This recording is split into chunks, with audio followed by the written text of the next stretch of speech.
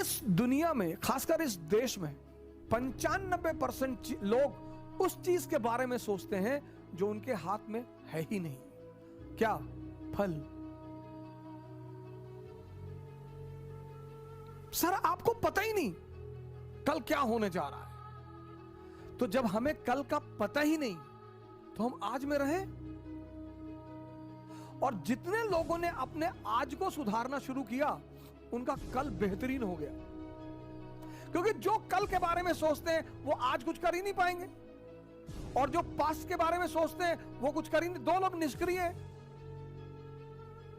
जो कल के बारे में सोचते हैं वो तो थोड़ा बहुत कुछ करेंगे भी, लेकिन जो पास्ट के बारे में सोचते हैं, हमारे पिताजी गवर्नर थे, रहे होंगे, बहुत लोगों के पिताजी गवर्नर थे,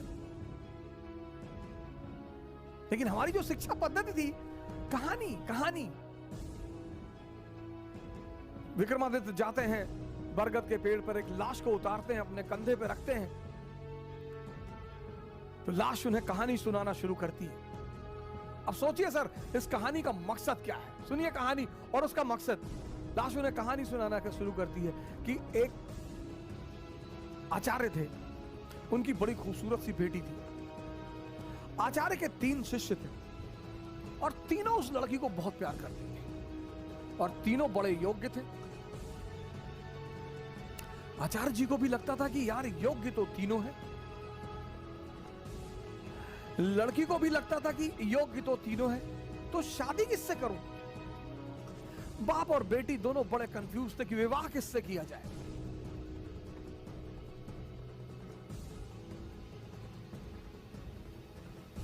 और जब लड़की यह सुनिश्चित नहीं कर पाई कि विवाह किससे किया जाए,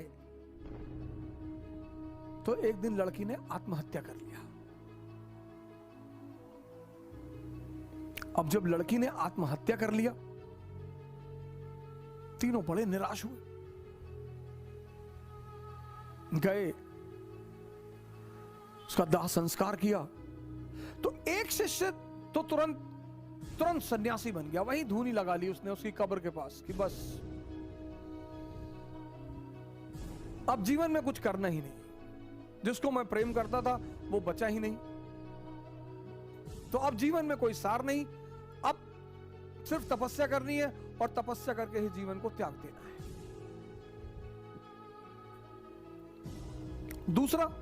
दूसरा फकीर बन गया, घूमने लगा देश विदेश में। उसे पता था कि हिंदुस्तान में कुछ संत हैं जो फिर से जीवित करने का मंत्र जानते हैं। लगा वो उन संतों को खोजने जो फिर से जीवित करने का मंत्र जानते थे। तीसरा जो उसमें था, वो डेली जाता था, उस मृत शरीर पे मसाला लेप लगाता था, साफ करता था, फिर उसे वहीं रख देता था। अब ये सिलसिला कुछ वर्षों तक चला, 2-4 वर्षों तक चला। तो वो जो घूम रहा था चारों तरफ, फकीर बन गया था, मंत्र की तलाश कर रहा था, पुनर्जीवन देने के मंत्र का जो तलाश कर रहा था, उसे एक दिन कुछ महात्मा लोग मिल गए, वो उस मंत्र को जानते थे। उसने उनकी सेवा की, उन्होंने उसे वो मंत्र सिखा दिया। जैसे ही उसने मंत्र सीखा, वो भगा वापस गांव की तरफ।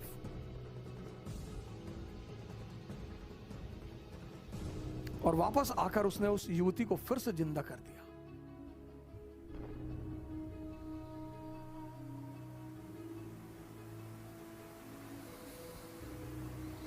जब उसने फिर से जिंदा कर दिया, तीनों दावेदार फिर खड़े हो गए, और अब तो युवती और सुंदर हो गई। तब उस वेताल ने विक्रम से पूछा कि विक्रम बता कि अब लड़की को किससे विवाह करना चाहिए। अगर तेरे मन में उत्तर आ रहा है और तू जवाब नहीं देगा तो तेरे सर के टुकड़े टुकड़े हो जाएंगे, और अगर तूने जवाब दिया तो मैं तुझे छोड़कर चला जाऊंगा।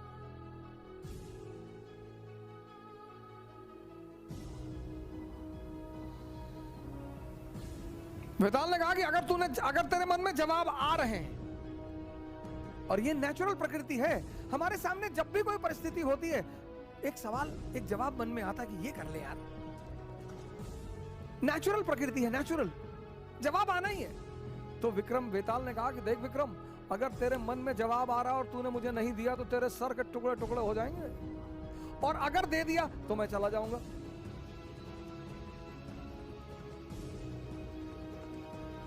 योग्य आदमी, भाई योग्य हो अयोग्य हो, मन में परिस्थिति में अगर परिस्थिति बन रही है तो जवाब आएगा। तो विक्रमादित्य ने जवाब देना शुरू किया। कहा जो मंत्र सीख कर आया और जिसने पुनः जीवन दिया वो पिता तुल्य है। जीवन देना का काम किसका है? पिता का। क्या दर्शन है सर! जीवन देने का काम किसका है? पिता का। तो जिसने मंत्र सीख कर जीवन दिया वो पिता तुल्य है, मुझसे विवाह नहीं होगा। जिसने उस शरीर की सेवा की 4 साल तक, वो पुत्र का धर्म है। सेवा करना पुत्र का धर्म है, वो भी बाहर हो गया। जिसने अपनी ही जिंदगी दांव पे लगा दी, यही प्रेम की कसौटी है, विवाह उससे होना चाहिए।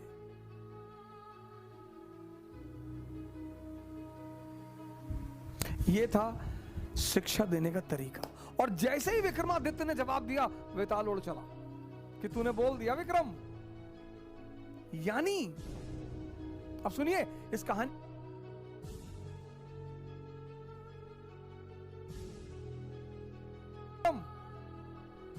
यानी अब सुनिए इस कहानी का दूसरा उद्देश्य क्या है? मौन। परम की जो प्राप्ति होगी वो मौन में होगी, साइलेंस में होगी। इसीलिए हिंदुस्तान में एक वर्ड है मुनि। मुनि मतलब जो मौन हो गया।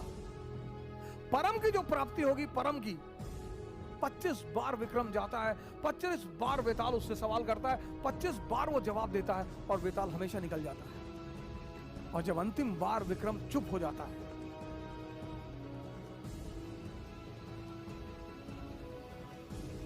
ये थी भारत की शिक्षा पद्धति।